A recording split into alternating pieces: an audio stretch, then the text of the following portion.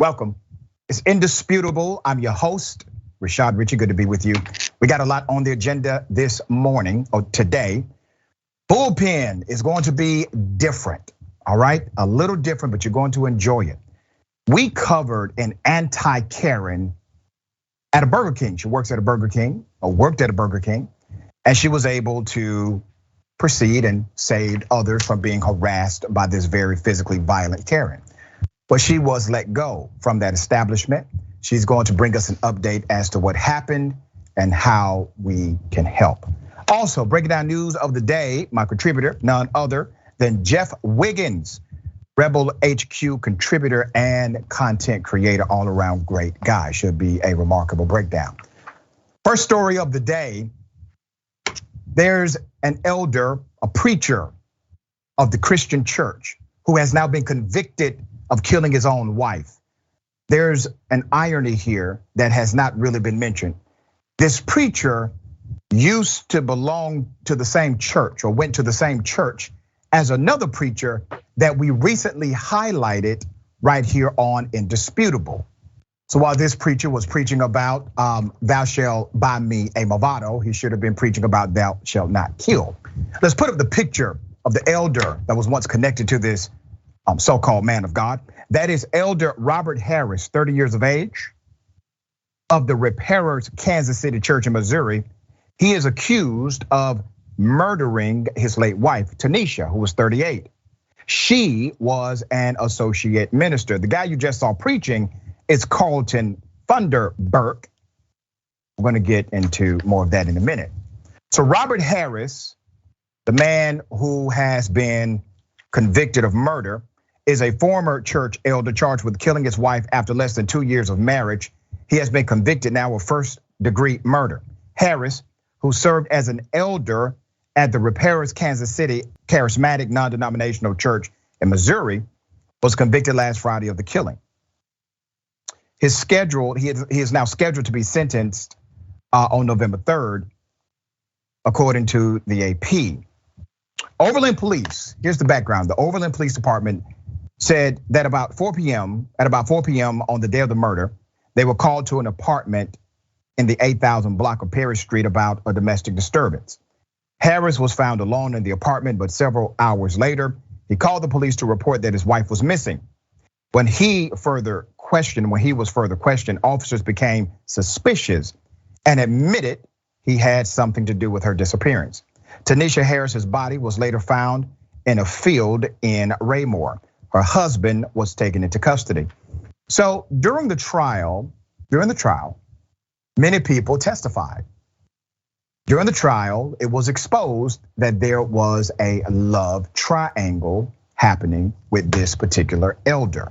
Let's put up the picture of the young man that publicly identified himself as Stephen Jr. Stephen was one that gave testimony, all right? Several people gave testimony about Harris at trial at the Johnson County District Court, including this young man who testified that he was actually involved in a romantic relationship with a former church elder and Army veteran. In an intense Facebook Live post, he said he wanted justice for Harris's wife, who he said was a longtime friend. He also accused congregants at Harris's church, where Pastor Carlton Funderburk served as lead pastor, of being hypocrites. Funderburk, the preacher who really desperately wants a Movado, leads the church at the Well, Kansas City with his wife. He was recently forced to apologize after he was shown in a now viral video throwing a spiritual tantrum from the pulpit, in which he called his congregants broke, busted, and disgusted, and cheap sons and daughters for not honoring him with a watch from the luxury brand Movado. Now let's put up this group picture here of the elder and the pastor. So this is a photo of Elder Robert Harris, who has been convicted of murder. He is in the center. He's posing with his former pastor, Carlton Funderburk, who's on the left, and the other young people from that ministry. Now I bring this to the attention of the masses because Well, obviously, if somebody commits the act of murder, they are spiritually, morally, ethically bankrupt. It is not ironic to me that an individual seeking God's face or seeking opportunity to replenish or seeking guidance did not find it at this particular church. So while the preacher here was preaching about, literally preaching about you buying him a Movado, he had one of his elders on trial for murdering an associate minister. But he's preaching about buying him a Movado.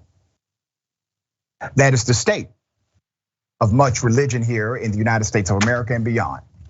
While people are authentically seeking opportunity for remedy and refuge and replenishment, all they're getting is rejection, hypocrites, and charlatans. I got time to call them out. Dear brother, what are your thoughts here?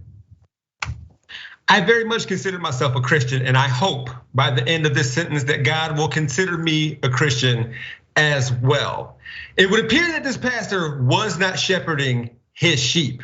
He was focused on other things that can produce something, I don't know, what he deems to be valuable in the church, instead of valuing what, honestly, the world over, Christians have been doing forever: philanthropy, aid, assistance for a number of things, a number of reasons around the world over. Christians do a lot of wonderful things. This isn't one of them, and that's an understatement I just said. This is a travesty all the way around. And like, how is this man gonna continue to have a job after this? Yeah, it's going to be interesting to see if there's any additional news that comes from this. But as it stands right now, obviously there has been a conviction. My hearts and prayers are with those who have to deal with the fallout of such tragedy.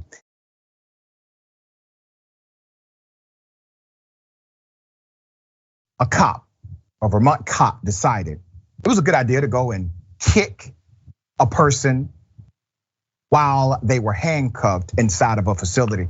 Here's the video.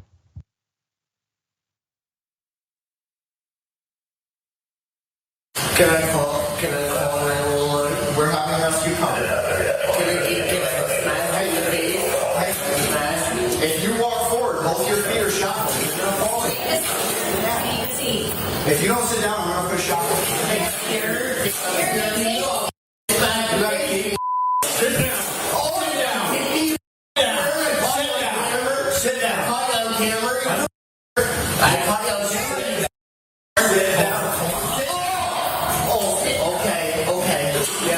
Yeah. Okay. He's so much in trouble. Tell him to get away from me. Tell him to get away from me. I haven't spit. You just tried spitting at me. I didn't spit at him. I did not.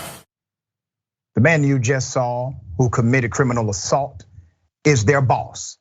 He's their captain. He's their supervisor. He's the person that is in charge of them. He's the individual who sets the tone and the culture. Let's put up this picture we have of Franklin County Sheriff, who's on the left. His name is Roger Langevin, and on the right, that is Captain John Grismore. He is no longer employed at that agency. Grismore had been on administrative leave following the incident earlier this month. Patrol deputies who witnessed the incident did in fact report the captain to the sheriff, and now it is currently under investigation by the state police, the state of Vermont. The sheriff said in a statement, and I quote, "I am proud of our deputies' actions and integrity in coming forward.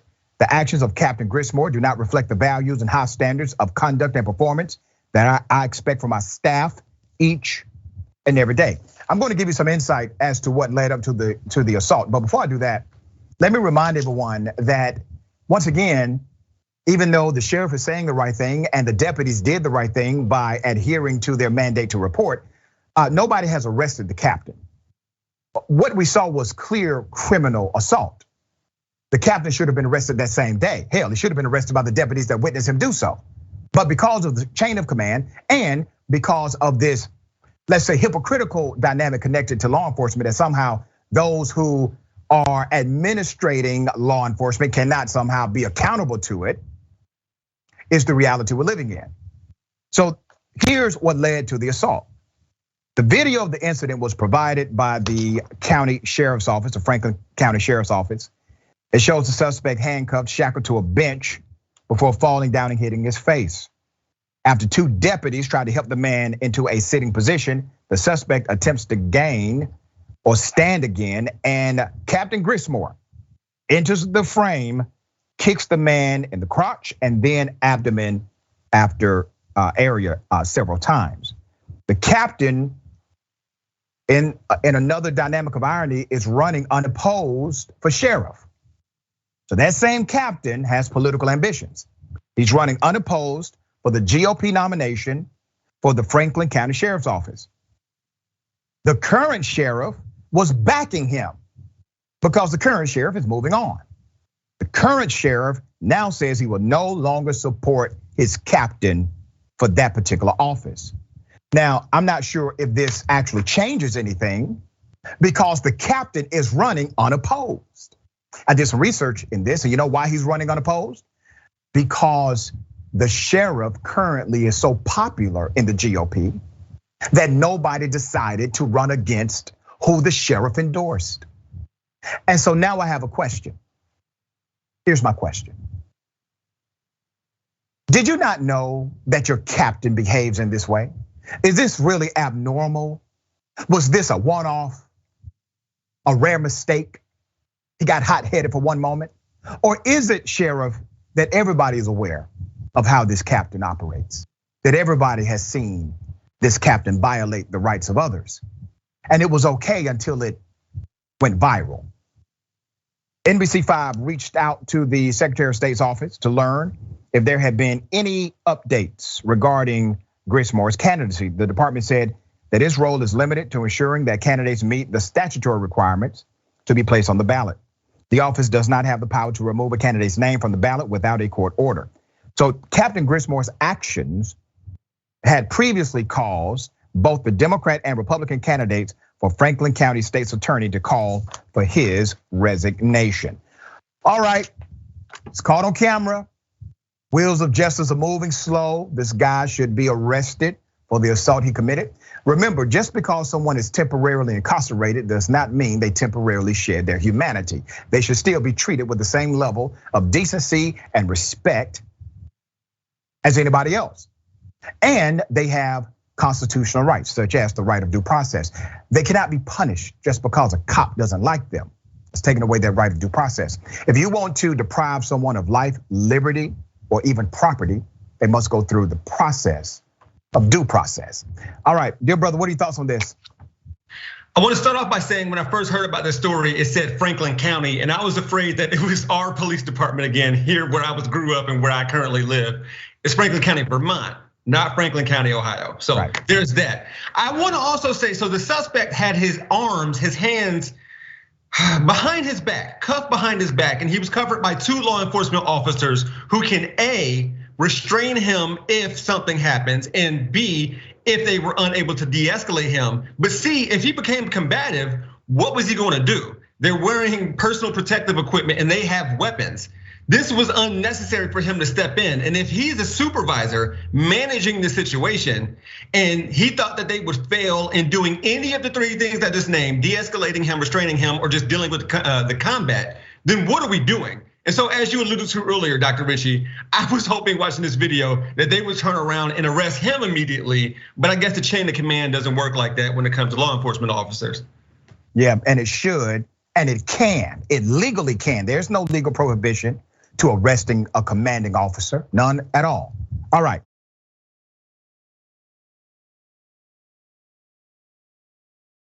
The White House, guess what? They got receipts. You know, all the Republicans who have been saying, hey, forgiving student loan debt bad. It's a handout.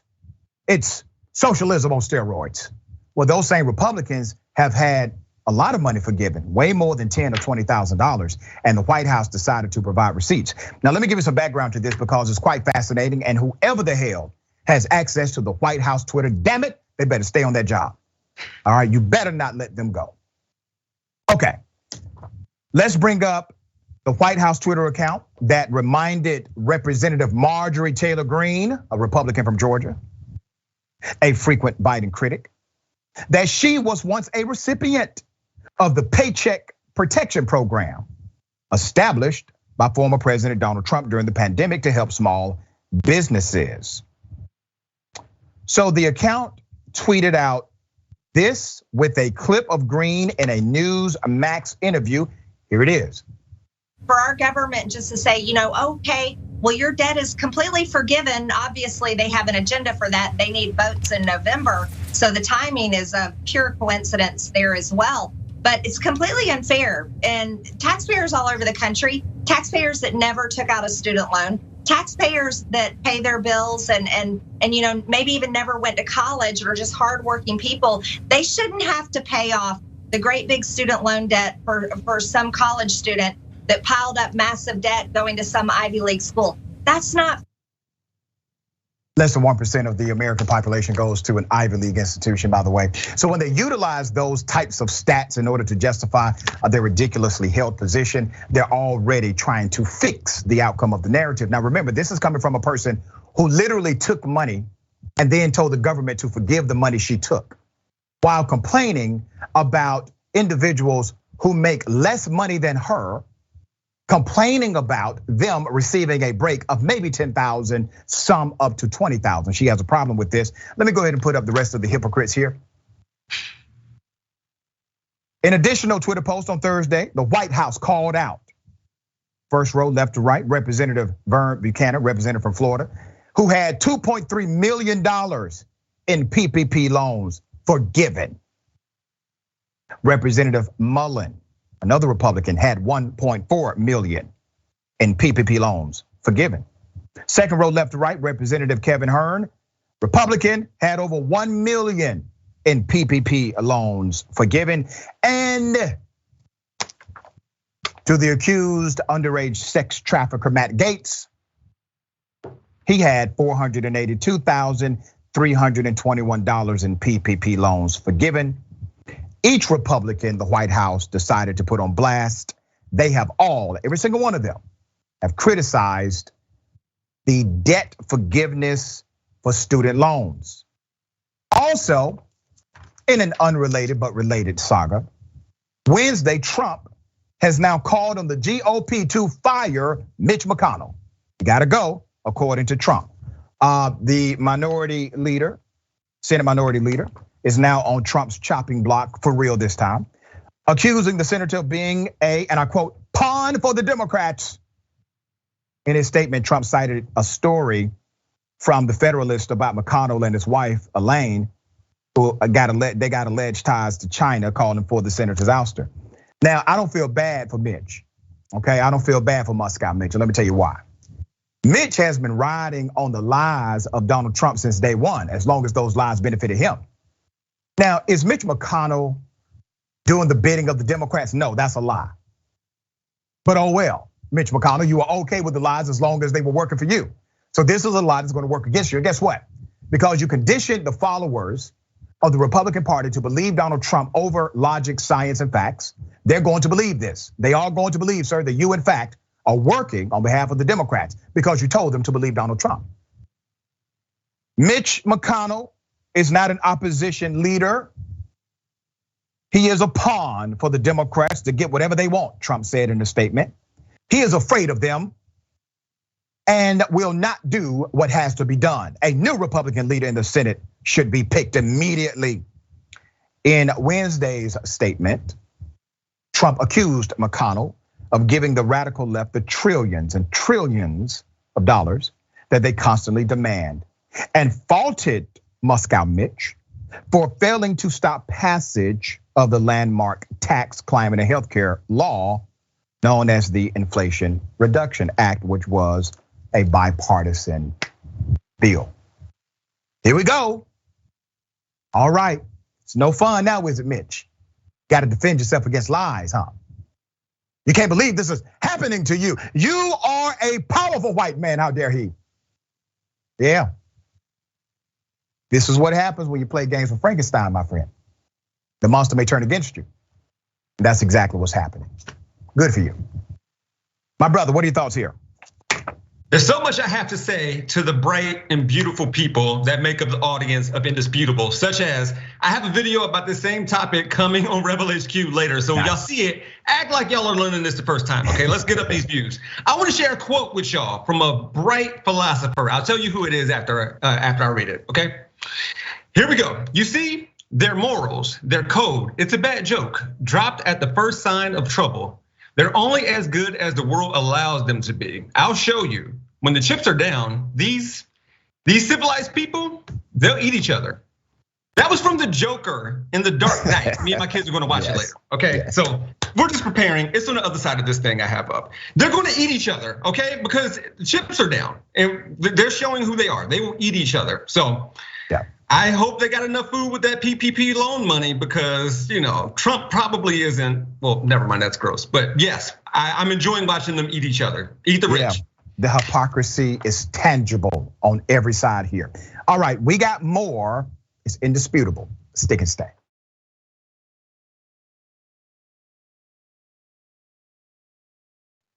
Welcome back, we got a lot of show left.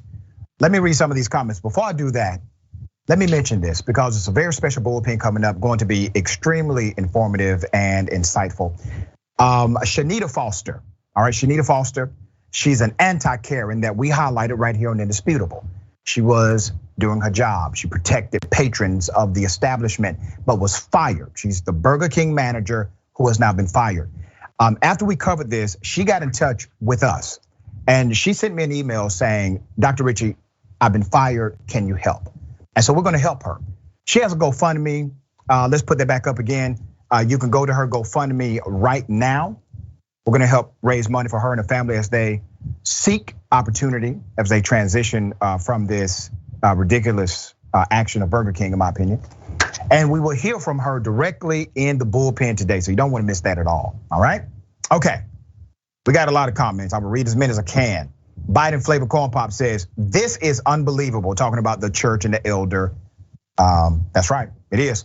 Chicago Cannot Be a Dragon says, why are they always ugly ass ignorant? Yeah, I can't get into the rest of this, but yeah, I get you. What investigation beyond the video itself is necessary? Indict, talking about the Vermont cop kicking the detainee.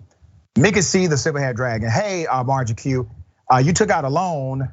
The deranged God Trump forgave that loan. How'd that work out for his election? Oops. All right, let's go to Twitch. Holy F, this is Ayalana. Holy F, this was the murder that happened in my last apartment complex. Wow, that's interesting. And the White House, all right. Chipmunk PDX, why doesn't the government give us PPP loans to cover student debt and then forgive those loans? Then they really can't complain, that's right. That's a good point. All right, I got something for you. Ladies and gentlemen, I wish a Karen would. You want to call the police on them for having a barbecue on a Sunday. I feel free. Back off. I'm going to tell them there's an African-American man threatening my life. Who do you think you go back to India? Go back to India. Why? We don't want you here. You don't want to hang out with We don't want you here. If they are so great in your country, then stay there. You're such a bitch, man. Don't with me.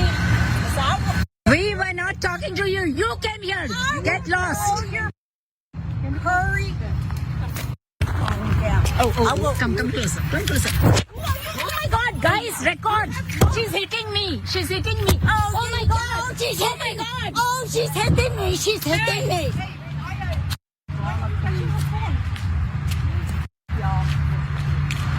Furry ass bitches. Hello, yes, we are in the passing of 50 months and this woman just attacked us.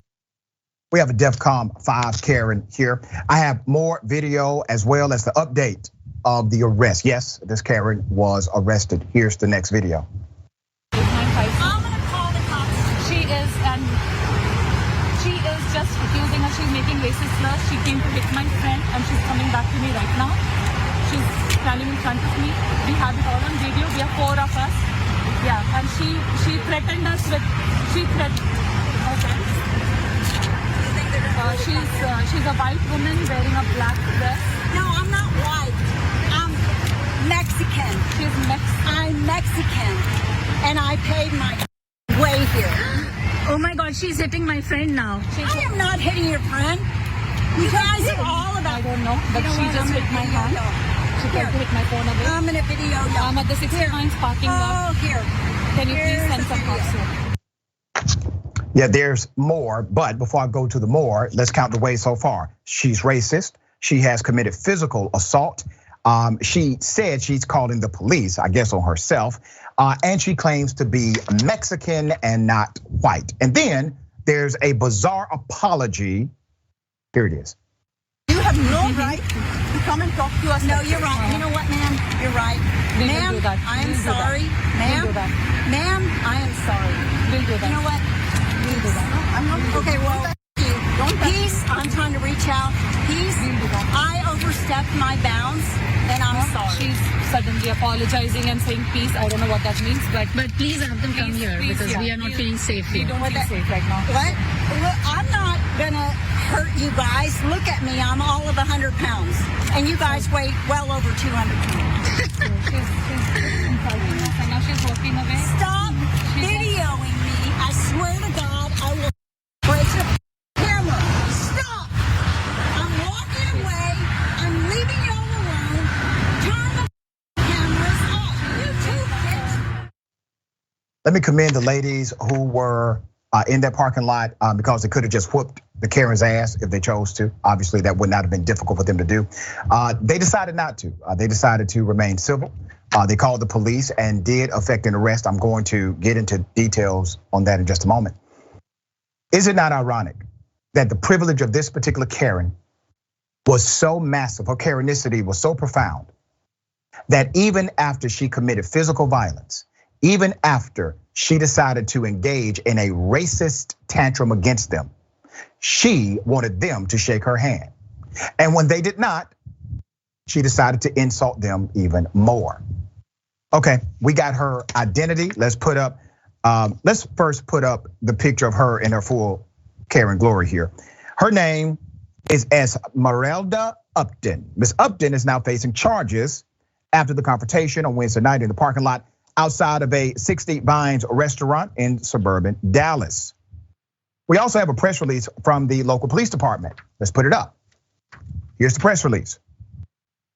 It says, on Wednesday, August 24th, at about 8:15 p.m., Plano police officers responded to a disturbance that had just occurred in the parking lot of a business in the 3700 block of Dallas Parkway. She was charged with terroristic threats, as well as assault and bodily injury. There's a bond of $10,000. Let's put up the mugshot. All right. Additional charges, according to the police, may be forthcoming. And the local police department's crime against persons unit is investigating the incident now as a hate crime against Miss Upton. There you go. That's how you handle it. And I've said this before. When you come in contact with a Karen like this, you can't just let things go. All right, this Karen has engaged in physical combat, has decided to criminally assault others. You got to go ahead, call 911, have them arrested. Maybe it becomes an intervention to stop them from future action like this. All right, dear brother, what are your thoughts here? The segment sweeping the nation. These Karens, this one took on something different. Usually Karens call the police so law enforcement can inflict physical punishment or damage to other people. She took on this herself, and I made a video about this on Rebel HQ. It's up now. Take a look at it. But towards the end of the video, she dug in her bag as if she was going to take out a firearm. Karenicity has gone way too long, way too far, and I'm glad you're exposing this because the symptoms are getting outrageous. Yeah, and listen, Karens are dangerous, all right? But we provide a mirror here at Indisputable for reflection and correction if they choose to.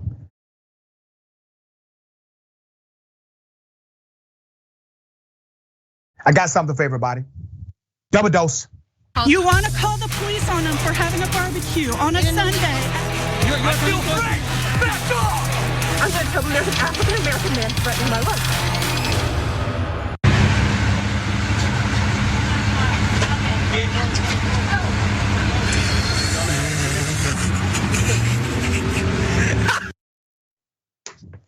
If you blink, you may have missed it. So the black male was simply walking out of the store. We don't know what argument took place before that or what conflict there may have been, but we do know it's wrong to spit on somebody. But this person decided to do it to the back of the neck of an individual. Well, he responded with a back leg kick. I think that was an appropriate response to somebody who has decided to spat upon you. Really interesting. So let's put up the picture in full mass here. We have no clue as to the identity of the individual who committed this assault. But I will say this. If anybody knows this particular Karen, it's time for an intervention. This Karen is dangerous, walking around, doing what she did could get her seriously harmed, all right? She's lucky that was the only response to the actions she committed to. Dear brother, what are your thoughts here? Karenitis is the disease that causes middle-aged entitled women to behave like animals when they don't get their way. I assume something happened in that convenience store. Like, I don't know, that man was getting a slushie and minding his own business and she had a problem with that. Intervention time, Twitter, do your thing. Twitter usually finds these people and they get exposed, and that's how we have this intervention here. It's getting dangerous out here. And I'm not condoning violence, but I'm glad for once things got dangerous for a Karen as opposed to them inflicting danger, but getting spit on. Come on now. Yeah. And here's the thing. I don't condone violence either. I do condone self-defense. This was a self-defense tactic. Let's put up the picture full mass again. All right, just want to remind everybody of who she votes for. Her t-shirt clearly says she is what? She's a woman for Trump. Woman for Trump? Yeah, that's what it is. I could have told you that even if she didn't have the shirt on. It's a bad visual. All right, we got more on the other side. It's indisputable, stick and stay.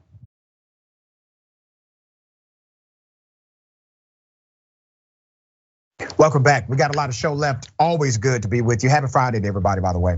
Okay, before I go to these amazing comments, do not forget our dear sister, Nina Turner. Unbossed with Nina Turner. That's coming October 17th, right here, 4 p.m. Eastern time, 1 p.m. Pacific time. That's starting every day, October 17th. Subscribe to Unbossed with Nina Turner, tyt.com/unbossed TYT. To read some of these comments. Donna says, damn, those Indian women have more discipline than I have. I'm afraid that even at 71 years old, I would have attempted to slap her. Shame on me, but I have a smile on my face. Not shame on you. I mean, different strokes for different folks. You would have been defending yourself. That would have been just fine, perfectly okay. Lynn says, instead of a woman for Trump shirt, she should have a Karen for Trump shirt.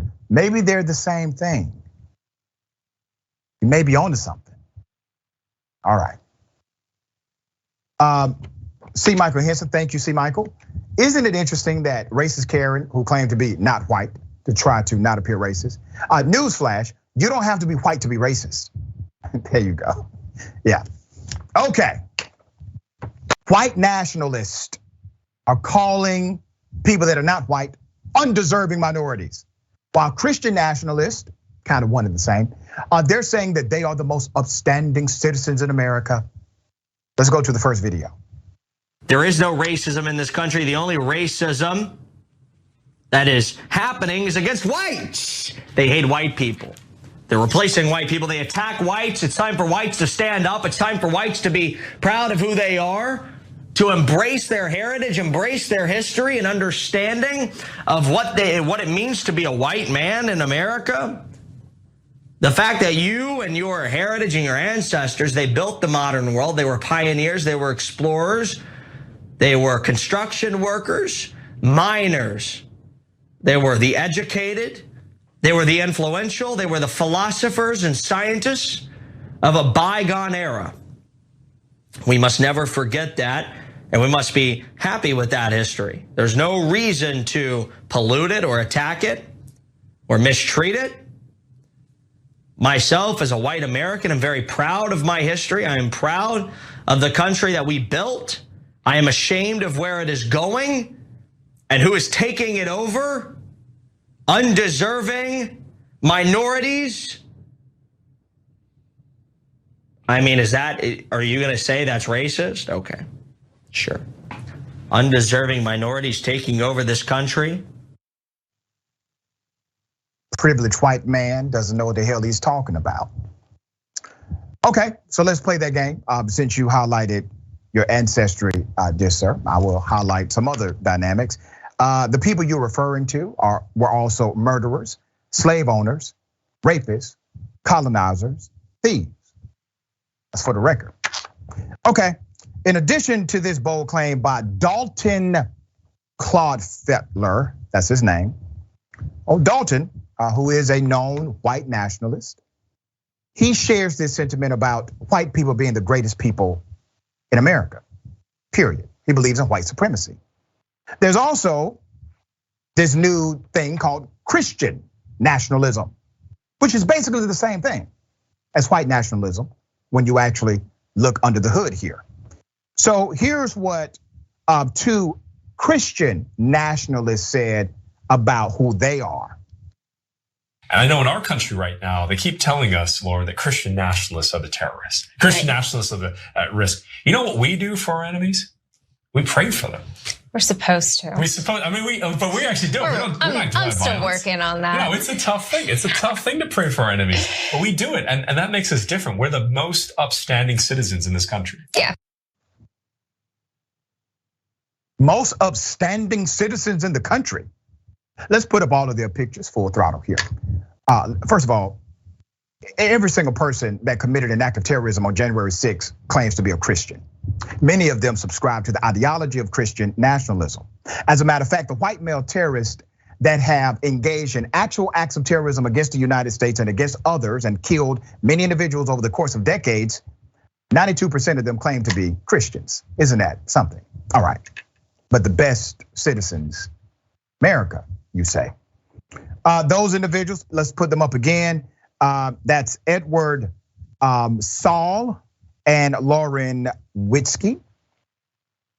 So let's talk about the first comment from Dalton Claude Fettler or Felter.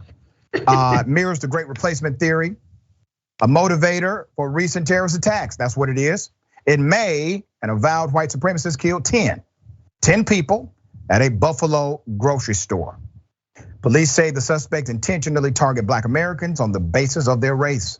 As with the recent mass shootings in El Paso and Christchurch, New Zealand, authorities say the suspect explained his actions in a screed that draws heavily from the great replacement narrative or theory, a racist theory that maintains native-born whites are being intentionally displaced as ethnic minorities in their nations. Now, this has been a talking point of the KKK for decades. The KKK, they have used this in their literature, their ideology, their speeches, and on record comments. They have called it the replacement theory. They have referred to it as such. And now people like Sean Hannity, Tucker Carlson, and others have adopted the same language as the KKK in their opening commentary on their news programs. White supremacists, the greatest terrorist attack known, according to the Department of Homeland Security. White supremacists present the gravest terror threat to the United States, according to a draft report from the Department of Homeland Security. Two later draft versions of the same document, all of which were reviewed by Politico, describe the threat from white supremacists in slightly different language. But all three drafts describe the threat from white supremacists as the deadliest domestic terror threat facing the United States, listed above the immediate danger from foreign terrorist groups. These individuals want you to believe their people, the terrorists, are the most upstanding citizens in this country. They are already framing the narrative to provide a pretext so that they can then give you the context. That's what they're doing. All right, dear brother, thoughts on this? He'll probably call me racist for saying this, but Dalton Kleinpepper is a very white name. But what do I know? My name is Jeff Wiggins. So when he said all the things, well, that white people have done and contributed to this country, he forgot to add, and Dr. Richie, of course you did, he forgot to add, killing everybody and the genocide. But what is interesting is he didn't go into detail about how white men are oppressed or suffering under racism. He didn't talk about denied access to healthcare or loans or employment or college or land or houses. None of that. He just said it because he's seeing more Black, brown, and Native people, and that's oppression to him. Yeah. That poor victim. See, when you are accustomed to privilege, equity, and equality, looks like oppression, as we say.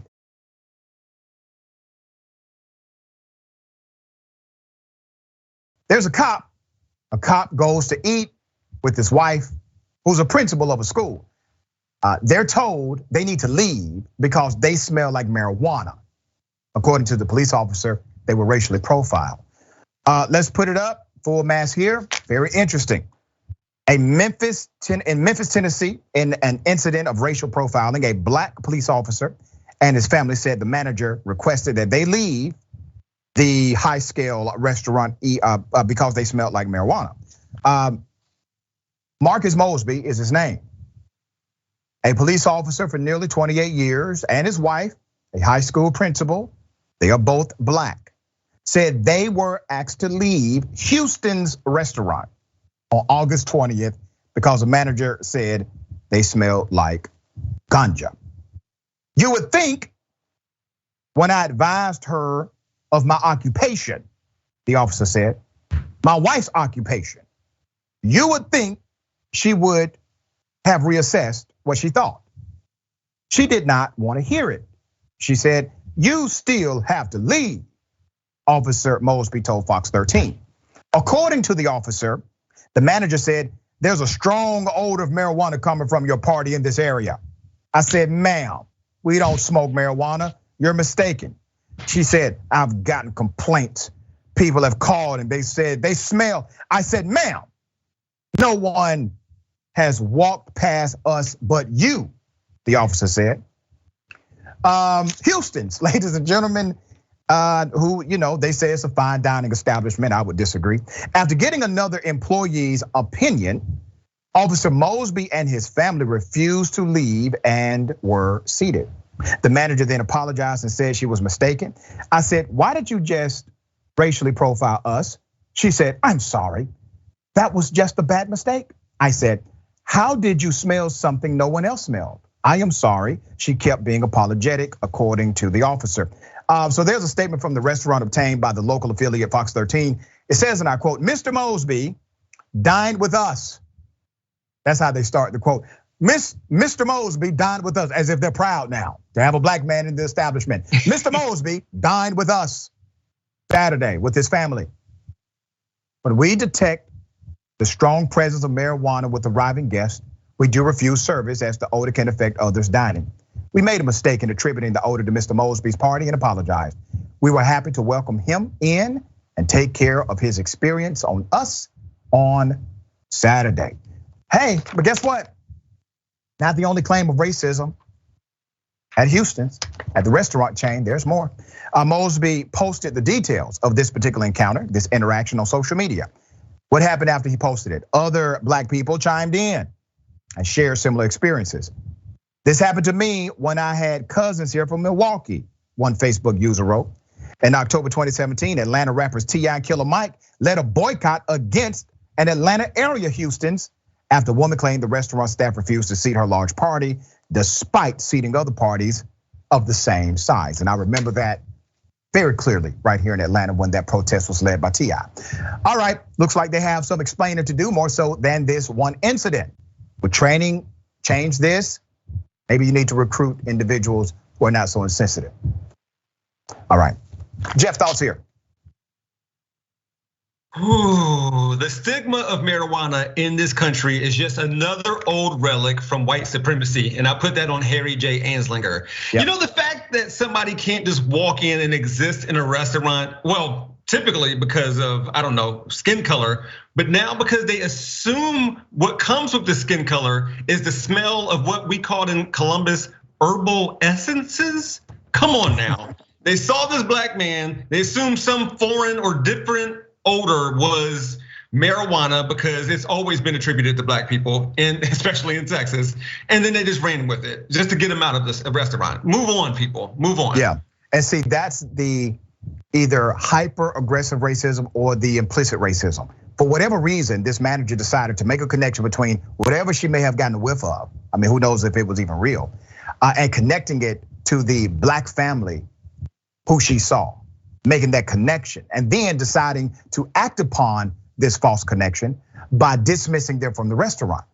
The reality is the restaurant itself, or the management, if they would have had their way, this entire family would have been gone, not seated. It was because the officer stuck to his guns, no pun intended, and his family was seated because they refused to leave.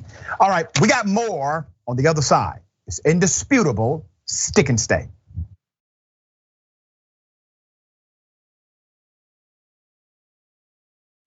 What's happening? Welcome back. Okay, we got a lot of show left. Don't forget YouTube membership. All right, in case you missed it, you can now support Indisputable by becoming a YouTube member. You can do that right now.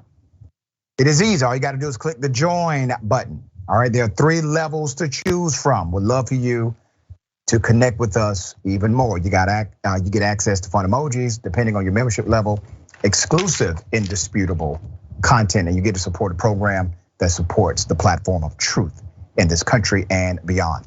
All right, let me read some comments. All right, Conrad Williams says, whites built the modern world. What? All by themselves? That's according to the white supremacist, all right? That's new to me. Right, C. Michael Henson, white nationalist. There is no racism in this country. The only racism in this country. Wait, what? Did you say hypocrisy sounds like it? Yeah, sounds like it. There's no racism in this country. The only racism is against white people. Wait a minute, sir. Either there's no racism or there is. All right? Okay. Thank you so much, R. King 1 Garcia, membership 3 months now and counting. Says he doesn't know what that early Muslims came up with. Much of the math, science, and engineering we have built upon. That's completely accurate. That's right. All right. And keep in mind, the pyramids were not built by Caucasians, and it did take math and engineering to do so. All right. Marjorie Taylor Greene says the left is trying to assassinate her. She thinks she's, I guess, Dr. Martin Luther King Jr. or something. So here's her latest video. Or are they trying? Is the left trying to have you assassinated, ma'am? Yes, they're trying to have me murdered. They are trying to get me killed, and sometimes they're trying to kill me themselves, their own death threats, and they're being arrested for trying to do that. Steve, last night I was swatted for a second time. 2 nights in a row happened to me. But I just want to give massive credit, shout out to Rome Police here. They are not stupid, even though the people over at Media Matters probably thinks they are. But they are not stupid. They are fantastic, and they are on to what is happening. But it's very dangerous. It's very dangerous, Steve, because we haven't found this person, or maybe a group of people, but whoever it is and whatever they are, their ideology is sick. We have a Karen in Congress. All right, think about what she's doing. Somebody did a prank on Marjorie Taylor Greene. All right, it's not a good thing to do. It's a bad thing to do. Her house got swatted. That means they called 911 and said there was a police presence needed at Marjorie Taylor Greene's house. That's called being swatted. But instead of her realizing that this is a prank that's not good, all of a sudden, oh my gosh, the left is trying to assassinate me. Then she goes on the king of white supremacy, goes on his show, goes on Bannon's program. And Bannon said, all right, here's what we're gonna do here. All right, Marjorie, I'm gonna ask you, is the left trying to assassinate you? You're gonna say yes. All right, there's more video, here it is. But these people saying things like that, they're going to cause to get killed. If something happens to me, my blood will be on their shoulders. It will be their responsibility. The liars in the media are the biggest enemy we have, Steve, and I thank God for you because you fight them every single day. And we have to continue to do it because the liars in the media, here's one thing you think about this. The freedom of press is not the freedom to lie. And that is the absolute truth. All right, let's count the ways here. Marjorie Taylor Greene says that the left is trying to assassinate her. Now, this is the same woman who has basically called for the death of other politicians. This is the same individual who has supported those that committed acts of terrorism against the United States government, against the United States Capitol. This is the same woman who refused to denounce those on the right who called for the death of former Vice President Mike Pence. Same person. There's more. On Wednesday, Marjorie Taylor Greene was the victim of the first apparent swatting, a form of harassment which someone calls law enforcement to report a false threat in order to summon armed police to their home. The tactic is dangerous. A police officer may respond with aggressive force and have little way of telling if it's a hoax or not. In a statement shared on Twitter by Fox 5 Atlanta reporter Claire Sims, the Rome Police Department said that officers responded to a call at Greene's home shortly before 3 a.m. on Thursday, saying that the call was received on what appeared to be a suicide crisis line. This is an active investigation and no further information can be released at this time, read the release. US Capitol Police declined to comment on the incident, citing long-standing policy for safety reasons. The Capitol Police do not discuss potential security measures for members or any potential investigations. According to the Rome Police Department, the officers responded to a call shortly after 1 a.m. on Wednesday morning claiming that someone had been shot multiple times at Greene's home. Police also said that in a second call, the suspect used a computer-generated voice to say that they were upset about Mrs. Greene's political view on transgender youth rights. Greene recently introduced a bill in Congress that would make providing gender-affirming care a felony and has repeatedly pushed a false and hateful narrative against the trans community. All right, far-right news anchor Anna Perez blamed the incident on the deep state while advancing transphobic assertions right here. Here it is. But all I'm saying is that this reeks of deep state intervention. After all, it wouldn't be the first time that the deep state went after someone who dared to say that child abuse is in fact not a conspiracy theory. I do have one more. Let me just tell you what I do hear about it is they are very strongly against pedophilia, and I agree with that. I mean, I do agree with that, and I agree with it. But there's not a satanic pedophile. I have no idea. I know nothing about that. You don't know that? Okay. No, I don't know that. You just this week. Neither do you know that. Okay. And isn't it an interesting coincidence that right after that the 2020 presidential town hall, the rug was swept right from underneath him, and Trump's second term was stolen from him. And just earlier this month, the FBI raided his home. Look, we all knew it was only a matter of time before Marjorie Taylor Greene was the next target. Her personal account was already banned from Twitter. She's blacklisted from several media outlets. And now her house gets mysteriously swatted just when her bill against child abuse legislation begins to gain headway. There is no logic as to why her bill would be controversial in any sane society governed by reasonable people. Hell, there is no logic for why we would even need a bill like this. Unless, of course, that is, sanity and reason no longer apply because the said society is governed by a demonic cabal of autocrats intent on protecting the worst people imaginable. Well, if that's true, then Marjorie Taylor Greene is in their way, and they will stop at nothing to try and take her down. Listen, these folks crazy as hell, y'all. Gotta understand this now. Please understand what's happening, okay? They got decent jobs, they can come to work and put on professional attire. They crazy as hell now. Marjorie Taylor Greene, connecting dots that don't exist. They are taking a play out of her book. They're connecting dots that don't exist on the networks that she affiliates with. But the reality is, they're bad for policy. They're bad for communities that we love. They're bad. To hold those positions of political power and literally be adverse to progress, adverse to coalition building, adverse to decency, respect, adverse to compassion and humanity. Marjorie Taylor Greene, the same woman who says the average American who has a college loan debt should not be able to get a $10,000 relief, but she got relieved of hundreds of thousands of dollars in forgiveness after her PP loan, went through. She didn't have to pay it back. These people don't care about you. They don't care about me. All right, Jeff, thoughts here. The victim mentality of all of this is getting out of hand. The deep state, swatting is pretty much a prank. Now it's stupid and it's embarrassing and unfortunate, but it's a prank. If you're swatting, don't do that. Not cool. However, it wouldn't surprise me if Marjorie Taylor Greene was swatting herself. Now, if she's going to acknowledge that there's a credible threat for law enforcement to shoot her then she needs to come out and just say that she knows that police can be dangerous and deadly. All of this reeks of so much victim mentality. And actually, it started to bring me down. It started to make me actually sad. What are we messing? Like you said, they're connecting dots that aren't there. So they had dots to dots as kids, and they just like started drawing anything in there. Like they didn't even do that. Yeah, none of it makes sense. None of it really connects. But guess what? It's going to land with the base that they are talking to. And that's the problem here.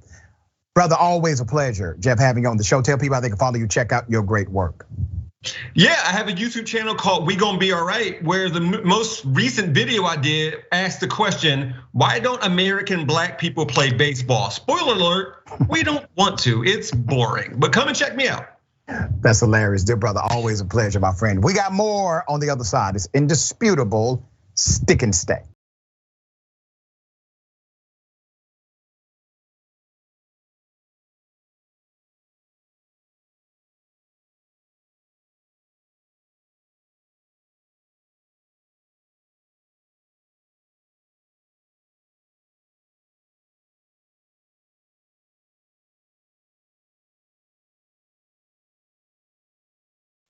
Ladies and gentlemen, welcome to the bullpen.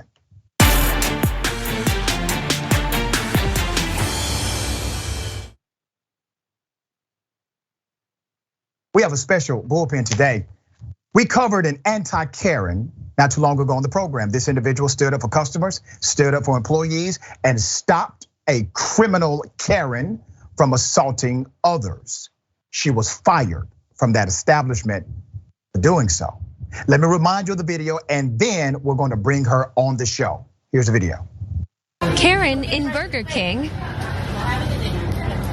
She doesn't go on and give it a okay, call the police to get me out of here. Give me the 800 number so I can tell them you don't have enough thing here. Because we were sitting here. There's a Karen. Man, please get out of my line. Get out of my line, please. Okay. And you still waited in order for Burger King, so have a good day. Yeah, okay. You get out. Come out over here. Come out over here. Push me out. Get out of my store. Get out of my store. Get out of my store. Get out of my store. Yeah, and what they say is they're saying you're being a Karen and I'm being compassionate. You're not being compassionate because get out of my store.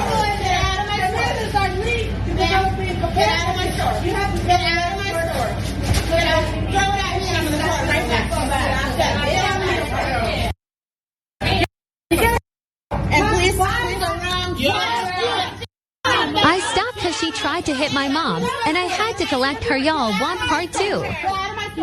Here's part 2. It won't let me post the full thing, so I'll be posting part 3. Now she'll make what she got Papa told.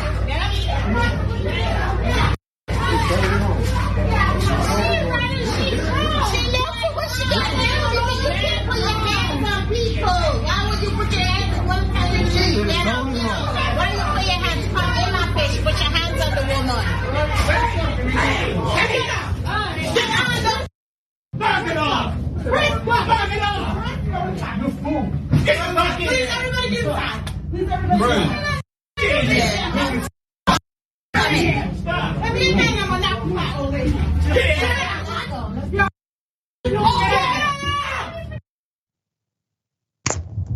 That particular Karen even attempted to hit somebody with a vehicle afterwards. I have Miss Shanita Foster on the program. She was the manager of that Burger King when all this went down. Madam, welcome to Indisputable. Thank you for being on the program. How are you? Thank you.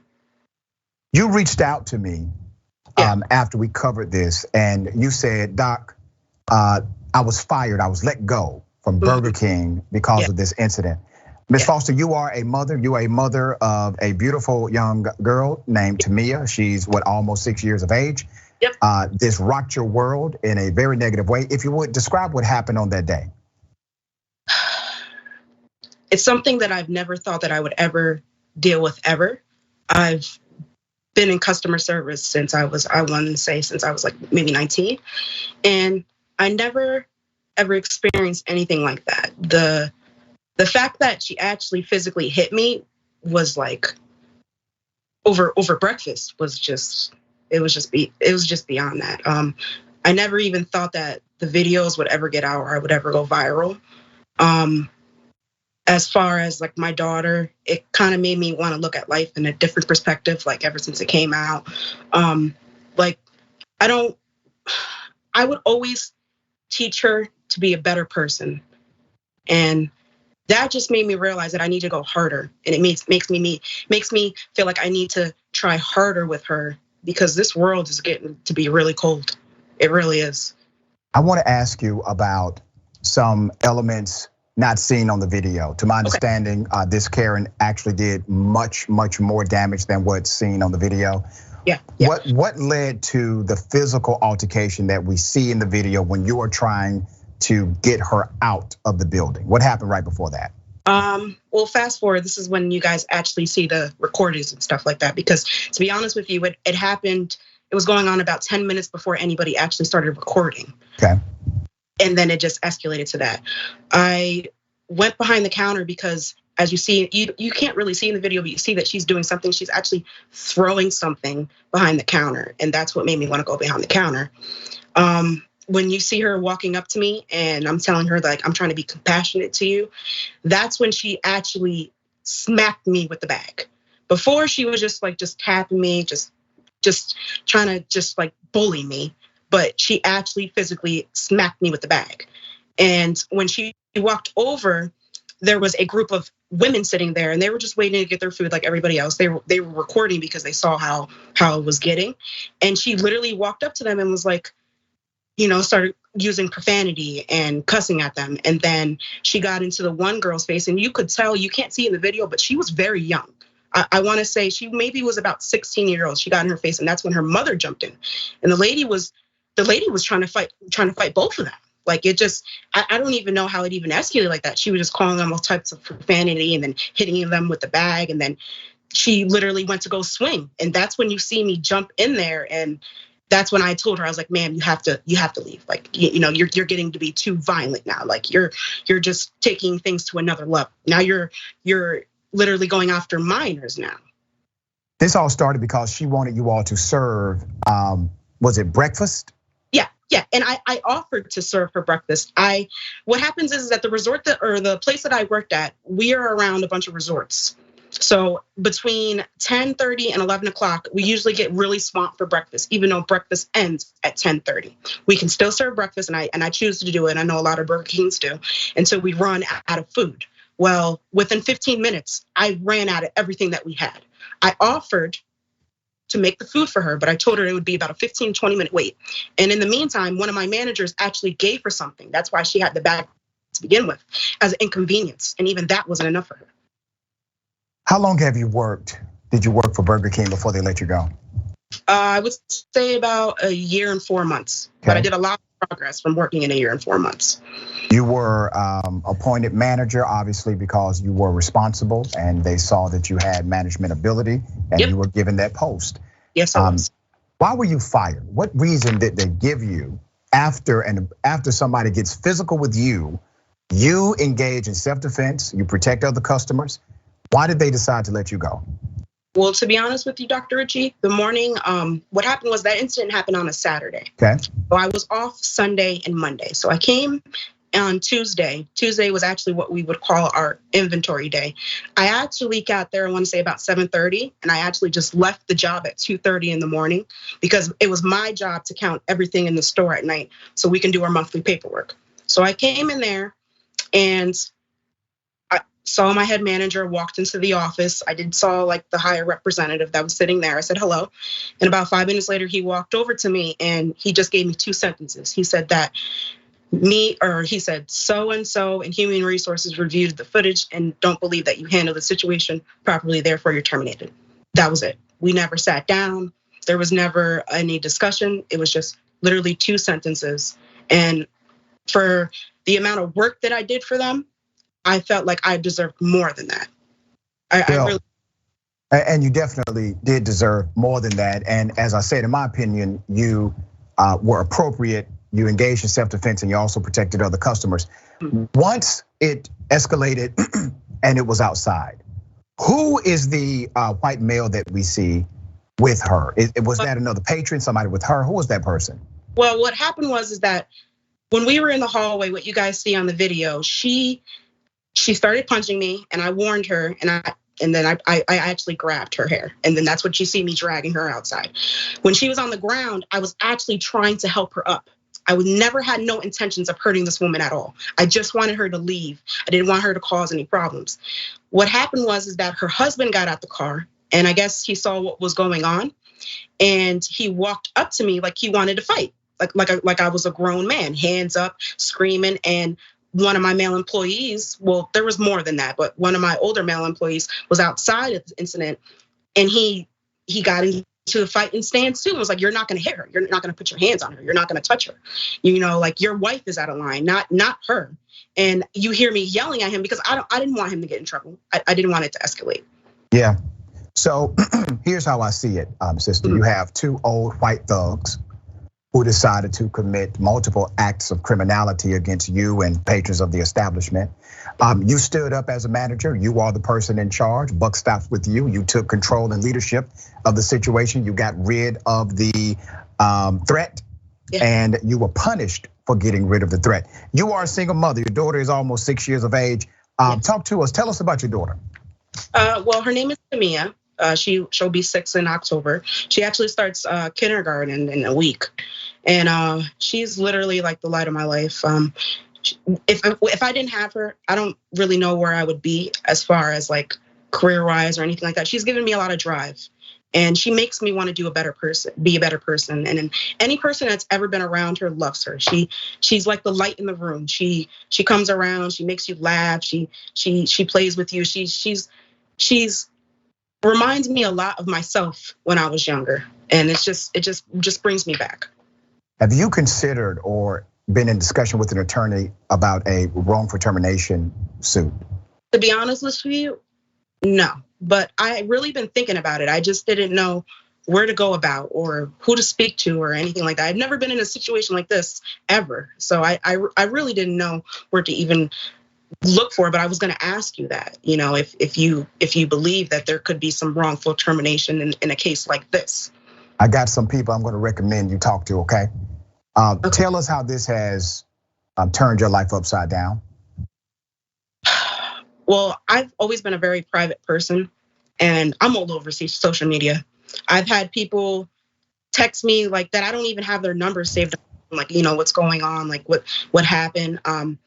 Literally the morning after, I went to the gas station, and I went to go to Dunkin' Donuts or whatever, and they just showed me their phone, and I was just like, oh my gosh. So now, and I'm not saying that I'm famous or anything like that, but I live in a small town. So if one person sees it, they all see it. It's not just, oh, you could just bypass it or anything like that. The fact that they fired you abruptly, what did this do financially for you and your daughter? It set us back. I have goals. I'm a single mom, so I want to buy a house. I want to live a better life for her. I want to be able to provide for her. It's making things rough. It really is. I put a lot of heart and soul into that establishment, into that business, a lot of hours and stuff like that. And I don't want to call it time wasted, but that's what I kind of feel like right now. It's just, I put my heart and soul, and it just all fell apart. And then now, not only financially with school coming and stuff like that, it's making things so much harder. And it's making things so much harder for me to find a job. Like I said, I live in a small town, so going to find a job, like I said, if one person sees the video, every person sees the video. And it's like, how do you can't always change people's opinions or how people view things. Shanita, I want to say this to you, and I understand exactly what you're saying and where you're coming from. I want to say this, okay? You cannot be limited. Yeah. Nobody is stronger than you. Every barrier that you face, you're strong enough to overcome it. Okay. I see a remarkable, bright, well-intentioned, good-hearted sister in front of me. That's what I see. Thank you. And there are others that see the exact same thing. So here's what we're going to do, Shanita. There's a GoFundMe, and I'm going to read a little bit of the excerpt from the GoFundMe because we're going to help you. Let's put up that graphic. One part.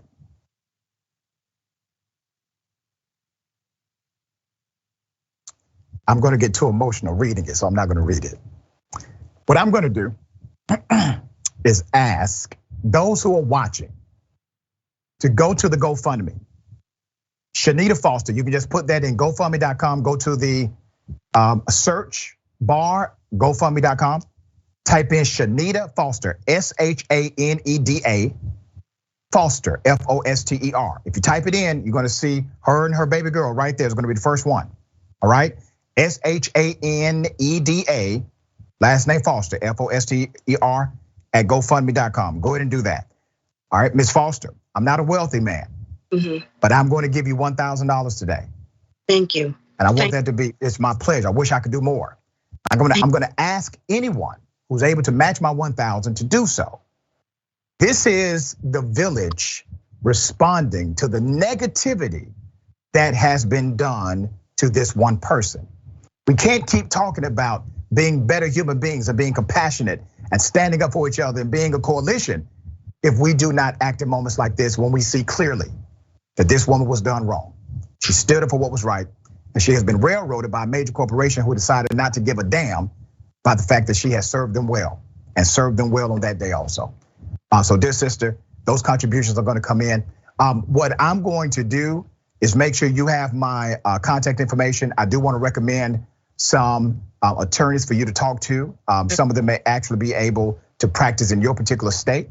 Okay. But we need to go through a couple of details for that connection to happen. Okay. But before we go, and once again, please contribute to the GoFundMe. Please contribute to the GoFundMe. If you can't do 1,000, that's fine. Just whatever you can do, let's make sure we get this done. Ms. Foster is a hardworking individual, so this is a temporary setback. She will have a job and be gainfully employed in the very near future. We just want to make sure we help get her over this gap that is taking place in her life. If you would, dear sister, share your last sentiment with those who are watching. Well, I just want to say thank you for every person that's listening or watching, because I never thought that my words or my story or anything like that would ever get out.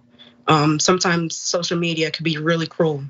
And I just want to say for every person that's out there that, thank you so much for listening to me, and thank you for even taking the time to even hear what I had to say. And I appreciate everybody. Thank you. We appreciate you. And I know sometimes the negative can seem loud. I want you to remember that there are way more people who are rooting for you than are rooting against you. Criticism is gonna come. Criticism is the price you pay for leadership. And the day you are unwilling to pay that price is the day you're not qualified to lead. But you, ma'am, are qualified to lead, which also means you're qualified to take the criticism. Yep. Wear it as a badge of honor, okay? Okay, thank you so much. All right, we'll be in touch. Thank you so much for your time. All right, remember, take care of yourself, take care of each other, take care of the planet. Remember, the truth is always indisputable.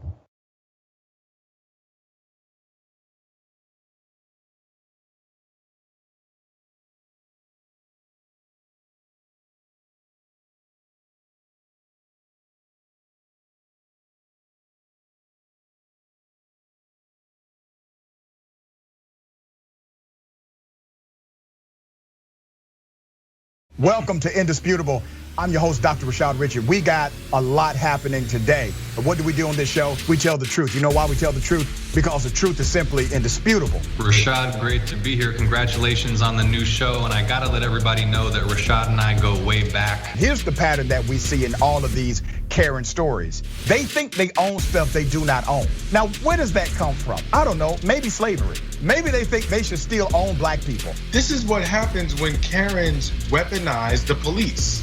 When you're used to privilege, equality seems like oppression. It hits you in a certain way when someone is holding you against your will, treating you like you're a criminal and you're an innocent person. This is something that black people face no matter where they are. A stronger black economy lends itself to a stronger, greater economy. Don't think it's exclusive of you, it's inclusive of you. What's your beef with critical race theory? It adds more fuel to the fire of the racist tendencies that we already have. We have a generation of problem solvers that can remedy the problem if they are properly taught what the problem is. You know who created redlining in this country?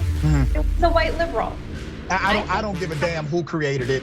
If it's a racist policy, Shelley, here's what I don't know. I don't know. See, there you go filibustering, brother. You're scared of this truth, but you're gonna get it though.